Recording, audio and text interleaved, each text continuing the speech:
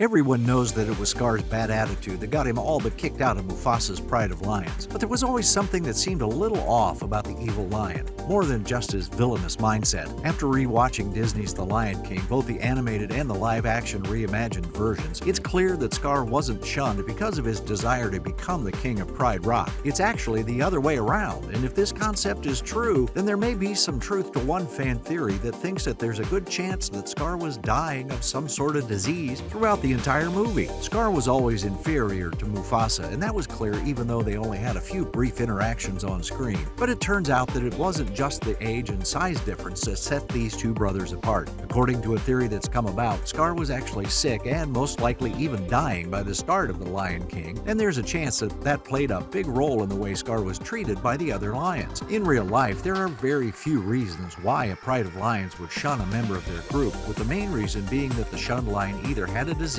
or was unable to father cubs. And believe it or not, it looks like Scar could fall under either, or more than likely both, of those categories. It all goes back to the origin of Scar, who was previously known as Taka, at least according to A Tale of Two Brothers. You see, there are actually two different versions of Scar's backstory, but for the sake of this theory, you can exclude the version that came from the Disney Channel series, The Lion Guard. The much more accurate-seeming backstory came from A Tale of Two Brothers, written by Alex Simmons, a book that was inspired by The Lion King. And in the book, the way Scar was treated goes hand in hand with the way a Pride of Lions would treat a sickly member of their group in real life, implying that Mufasa's brother was indeed sickly and unable to have cubs of his own. The name Taka, which was given to Mufasa's younger brother at birth, is actually Swahili for waste, and although the name could have been given by the author of A Tale of Two Brothers because Scar was the lesser of the two lions, it would make sense for there to be a deeper meaning behind it. For instance, if Taka had been born with a disease and looked sickly as a cub, there's a chance that their father harshly named him Waste, assuming that he was going to die and implying that Scar was a waste of a cub. As horrible as that sounds, it's hard to think of another reason that Mufasa's father would have named his little brother Taka. The idea that Scar had an illness since birth would also account for the way that he acted toward Mufasa, not only while they were adult lions in The Lion King, but also while they were younger lions in the book. In A Tale of Two Brothers, Scar wasn't treated well by the rest of the Pride, and he resented Mufasa for that. And he also believed that Mufasa should not have been the heir to Pride Rock. But because he was so much smaller than his older brother, he knew that he couldn't challenge him head on. There was no way that Scar could win that. So instead, much like in The Lion King, Scar resorted to trickery and deceit in an attempt to hurt and get rid of Mufasa. Now, if Scar had been a healthy lion with the same genetics as Mufasa in real life, the two would have physically challenged each other. But even as children in the world of The Lion King, Scar was always the runt. Believe it or not, though, there are quite a few more indicators that Scar was suffering from some illness that was slowly killing him.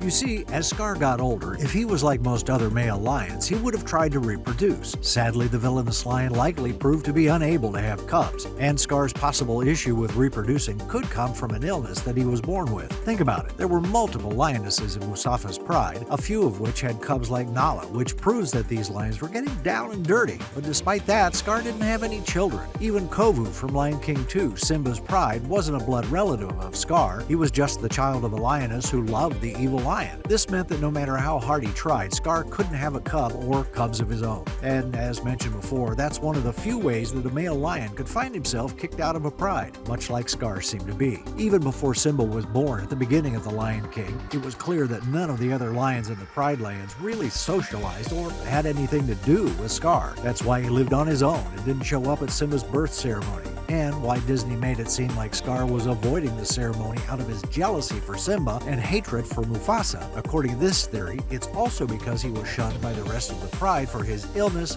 and inability to have cubs. Now, Mufasa didn't seem like the type of king or brother, for that matter, to outright exile his little brother, even if he wasn't able to further the Pride's lineage by having children. But that doesn't mean that Scar's potential illness didn't affect their relationship. While Mufasa might have been okay pretending that things were normal between him and his little brother, Scar was always shown to have an inferiority complex. This means that he had a tendency to lash out, like in A Tale of Two Brothers, when Scar tried to have Mufasa killed by Bulma the water buffalo. Eventually, Mufasa couldn't take the risks that Scar posed to the Pride, regardless of his health, and eventually he ended up shunning him too. This is where the Slippery Lion's relationship with the hyenas Shenzi, Banzai, and Ed comes into play. And believe it or not, that might have been a result of Scar's illness too. In all Lion King related content that Scar has ever been been a part of, he was always depicted as a smaller and much thinner lion than Mufasa, which makes sense if he was diseased the entire time. And even though this was never mentioned in the movies, that would have directly affected the lion's ability to hunt for food. That's why Scar always seemed so emaciated and thin, especially in the live-action reimagining of the movie, because he wasn't able to hunt for enough food for himself like the average lion. The sickly lion likely knew that he was at a disadvantage and would starve on his own, especially without getting help from the rest of his pride, and that's why he started working with the hyenas, getting them to do his dirty work. He convinced them that he was strong enough to hurt them, but he wouldn't do that if they continued to bring him food. And as hard as Banzai, Shenzi, and Ed tried, they could only bring Scar what food they could scavenge, which didn't help with the lion's weight issue.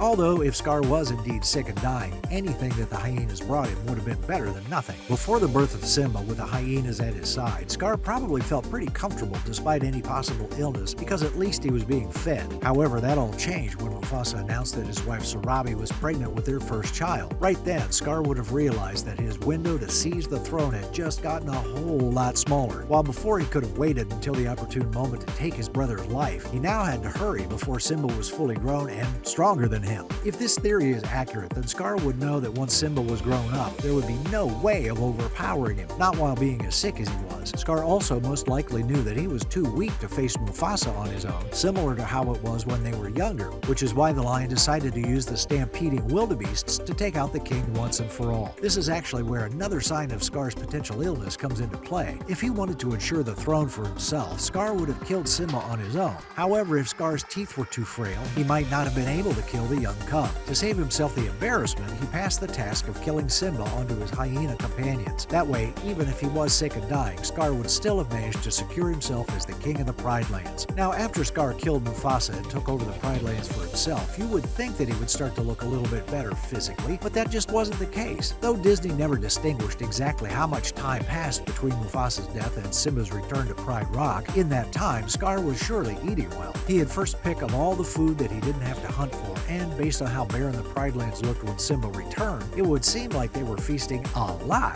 That didn't change a thing for Scar, though, as he continued to look like an emaciated lion who was on the verge of starving to death. This is something that could have been linked to a possible illness that Scar had, meaning that he might not have been able to rule the Pride Lands for much longer anyway. On top of all that, the other lions in the Pride looked just as healthy as they did when Mufasa was alive, which only further proves that they couldn't have been starving, and Scar's lack of weight gain was caused by something else. And as mentioned before, the fact that Scar was still unable to father a cub of his own meant that no lion in the Pride had his back when Simba came home to reclaim the throne. Simba was able to take Scar down in no time at all with hardly any struggle, and it's hard not to wonder if that was because of Scar's potentially terminal illness. How do you feel about the idea that Scar was sick the entire movie and that's why he was treated so poorly by the Pride while Mufasa was alive? Make sure you let me know your thoughts in the comments below.